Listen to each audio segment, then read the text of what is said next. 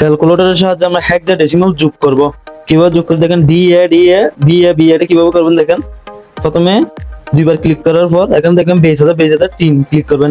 তারপর এখানে দেখেন হেক্সাডেসিমাল, এখানে হেক্সাডেসিমালটা ক্লিক করবেন। হেক্সাডেসিমাল ক্লিক করবে, এখানে এস নামে একটা অপশন আসবে। তখন এখানে ডি এটা কোথায় পাবো, এখানে দেখেন ডি লেখা আছে উপরে, ডি দেখেন এখানে উপরে লেখা ডি এ ডি এ, তারপর কি আছে প্লাস, আমরা প্লাস ক্লিক করব। তারপর বি বি এ এখানে কি লেখা আছে, বি এ লেখা আছে। তারপর আমরা সমান চিহ্ন দেব। এটা বহু নির্বাচনের জন্য অনেক ইম্পর্টেন্ট। দেখেন 19594 এটাই হলো উত্তর, হেক্সাডেসিমালের বাইনারি উত্তর।